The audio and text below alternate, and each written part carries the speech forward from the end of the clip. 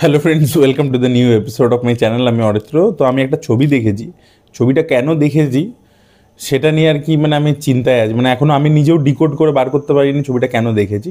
ছবিটা আমাকে লাইফে সেই এক্সিস্টেন্সিয়াল ক্রাইসিসের মধ্যে ফেলে দিয়েছে আর কি। ছবিটার নাম হচ্ছে মস্তি 4 আর কি। আর ছবিটা ডিরেক্ট করেছেন হচ্ছে মিলাপ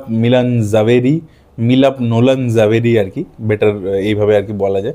নোলান সামজির পরবর্তীতেই উনি রয়েছেন আর কি। তো এই ছবিটা বেসিক্যালি আমাদের বাংলা পক্ষর গর্গদাকে দেখানো উচিত। কেন বলছি না, কারণ এইটা দেখার পর থেকে গর্গদা তুষার কাপুরের পিছনে লেগে যাবে। তুষার কাপুর এখানে গর্গদার নাইটমেয়ার প্লে করেছে। Basically E played a Bihari gangster here. এবং তার যদি কথাবার্তাগুলো শোনেন, ডায়লগগুলো শোনেন, ভাই কি এগুলো, ঠিক আছে। একটা জায়গায় তুষার কাপুর বলছে, ইউ হামার একতা কাপুর হুয়া আর হাম উকা তুষার কাপুর হুয়া। ওইটা হচ্ছে the single funny line I found in the entire film. তো যাই হোক, এবার দেখুন, অ্যাডাল্ট কমেডিতে প্রবলেম নয়। আমেরিকান পাই আমিও দেখেছি, অ্যাডাল্ট কমেডিতে প্রবলেম নেই। প্রবলেমটা হচ্ছে যে জিনিসটা আনফানি প্রথম কথা, এবং অ্যাডাল্ট কমেডির নামে আপনি যা খুশি তাই উল্টো পাল্টা জিনিস দেখিয়ে আপনি সেটাকে কমেডির নাম দিয়ে চালাচ্ছেন, সেটা তো অ্যাডাল্ট কমেডি হতে পারে না। উল্টো পাল্টা জিনিস ইন দ্য সেন্স আমি দেখাচ্ছি না সেটা ফানি, এবং আইডিয়া লেভেলেই কীরকম ক্রিপি জিনিসটা। এখানে রিতেশ দেশমুখকে দেখাচ্ছে যে সেই ক্যারেক্টারটা অ্যানিমাল মেটিং করায়। এবার সেইটাকে নিয়ে বারবার জোকস ক্রিয়েট করেছে, যেখানে অ্যানিমালটা রিতেশ দেশমুখের উপর উঠে যায় বিভিন্ন। আপনারা ট্রেলার লেভেলেই দেখেছেন, এটা কোনো স্পয়লার ইত্যাদি নয়। আর স্পয়লার হলেও কি যায় আসে, কোন লোকে গিয়ে হলে ছবিটা দেখবে। তো একটা বাঘের সিন আছে, তারপর আরেকটা সিন আছে অনেকগুলো ওয়াইল্ড অ্যানিমাল, সে কুমির হ্যান ত্যান সব এসে যায় রিতেশের ওপর, ঠিক আছে।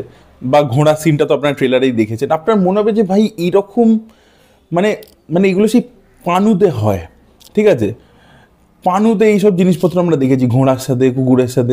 সেই আইডিয়াটাকে আপনি অ্যাডাল্ট কমেডির মধ্যে নিয়ে আসছেন, এরকম প্রচণ্ড ক্রিঞ্জভাবে প্রেজেন্ট করছেন। ইটস হরিবল আর কি, হরিবল। ওটা দেখে আপনার হাসি তো পাবেন, আমি জানি না এগুলোতে কাদের হাসি পাবে। এবং মিলাপ জাভেরি এগুলো মাথা থেকে বার করে লিখেছে, তার ওয়াইল্ড ফ্যান্টাসিজ নিজের আছে, তাই জন্য এই ধরনের জিনিসপত্র করেছে। আমার মনে হয় তার নিজের জন্তু জানোয়ারের সাথে করার ইচ্ছে রয়েছে, নাহলে এগুলো করে কে। তো যাই হোক, তো ওই সাবপ্লটটা আপনি দেখবেন, আপনার গা ঘিন করবে যে কী দেখাচ্ছে ভাই, ভুলভাল। আচ্ছা, ওটা গেল একটা। আর অন্যদিকে এই বিবেক ওবেরয়কে দিয়েছে একটা বুড়ির সাথে, তারপরে বিভিন্ন জিনিসপত্র দেখা যায় যেগুলো সেগুলো এত বাজে, এত ক্রিঞ্জ, ভুল ভাল জিনিসপত্র, তো হাসি তো পাচ্ছে না। তারপরে সেকেন্ড হাফে যখন পৌঁছায়, ওখানে আর কি মেয়েগুলো আর কি রিভার্স করে যে আমরা এরকম লাভ ভিসা যাই। তো গল্প আর বলছি না, গল্পের কিছু মাথা মুন্ডু নেই আর কি। তো তখন 3টে ছেলেকে ইন্ট্রোডিউস করে। তো ওইখানে ওই যে একটাটা আছে না, যাকে আপনারা মহিষুরি খুব রিপিট করে, এও রিপিট করেছিল ওই আমাদের মিলাপ জাভেরিও নেয় ওকে, এতে ছিল মারজাওয়াতে ছিল, যে বেসিক্যালি আবার ইমরান হাশমির বন্ধু হয়েছিল। তো ওর সাথে একটা হসপিটালের সিন আছে, বুকে এরকম ছ্যাঁকা দিয়ে দিচ্ছে। আপনি জাস্ট দেখবেন, আইডিয়াসগুলো ভাববেন, আপনি বুঝতে পারবেন যে মিলাপ জাভেরি পুরো ইন্সপিরেশনটাই হচ্ছে নয় চটি বই। ও যদি কোনোদিনও he will never be out of work. যদি ওর সিনেমা লেখা কালকে চলে যায়, ছবি না চলে, তাহলে কিন্তু ও রাস্তায় চটি বই বিক্রি করে, ওর ওয়াইল্ড ফ্যান্টাসিগুলো লোককে বিক্রি করে চালিয়ে যেতে পারবে আর কি। এত জঘন্য জিনিসপত্র দেখিয়ে গেছে গোটা ছবি জুড়ে, আপনি জাস্ট ভাববেন। আমি অর্ধেক সিন এখন নিজেও ভুলেও গেছি, এত ভুলভাল জিনিসপত্র দেখে গেছে। সব থেকে গা ঘিন করেছে হচ্ছে ওই অ্যানিমাল যে পোর্শনগুলো দেখে আর কি বেসিক্যালি। আর বিবেক ওবেরয়কেও ভুলভাল সিন, ওই একটা গাড়ি কিনতে এসছে, মেয়ে অ্যাপ দিয়ে দেখছে, আপনার রক্ত উঠে যাচ্ছে, বডির ওপর নেমে যাচ্ছে, ওই সব জোকস ওই একই। আর কিছু তো পুরোনো জোকস, আবার কিছু দেখলাম ওই যে সেই বরুন্দাবনের ছবিটা এসছো না 2014-তে, যেটা ওই ম্যায় তেরা হিরো বলে, ওখানে দেখবেন একটা ওই মিলাপ জাভেরি মনে হয় ডায়লগ রাইটিং ইত্যাদি করেছিল, কে জানে। তো ওটার ডায়লগ আবার এখানে রিপিট করেছে, মে রান্ডবা হু, দেখবেন ওখানে ওই রকমভাবে অনুপম খের বলতো, ওই ডায়লগগুলোকে নিয়ে এখানে রিপিট করেছে। ওগুলো কোনো কল ব্যাক ভ্যালু আছে কে জানি না। ওই ছবিটা ইটসেলফই একটা ক্রিঞ্জ ছবি, ওটার আবার কল ব্যাক দিয়েছে এখানে, কোনো সেন্স হয় না। তো যা তা হচ্ছে আর কি পুরো ছবিটা। এবং ছবিটা সব থেকে প্রবলেম কি দেখুন, আমি ধরে নিচ্ছি একটা ম্যাড ক্যাব কমেডি ফিল্ম যদি হয়ে থাকে, ধরুন ধামাল 1 ম্যাড ক্যাব কমেডি, যা তা হচ্ছে লজিকলেস জিনিসপত্র, কিন্তু ব্যাপার হচ্ছে কি হাসাতে পারছে আপনাকে। এবং প্রথম কথা হচ্ছে দেখুন, ওভার দ্য ইয়ার্স মানুষও তো ইভলভ করছে, অডিয়েন্স ইভলভ করছে, ইন্টারনেটের এক্সপোজার চলে এসছে। তো আপনি অ্যাডাল্ট কমেডির নামে যেগুলো প্রি ইন্টারনেট এরাতে চলতো, সেগুলো এখন আপনি করলে দর্শককে হাসাতে পারবেন না। ঠিক আছে। আর সেকেন্ড হচ্ছে আপনি ইভেন কমেডি যে জোকস রাইটিং ইত্যাদি সেগুলো তো আপনাকে ইমপ্রুভমেন্ট আনতে হবে। আজকের দিনে খালি চারটে বিকিনি পরিয়ে মেয়েকে দেখালে কেউ ইন্টারেস্টেড হলে যাবে না।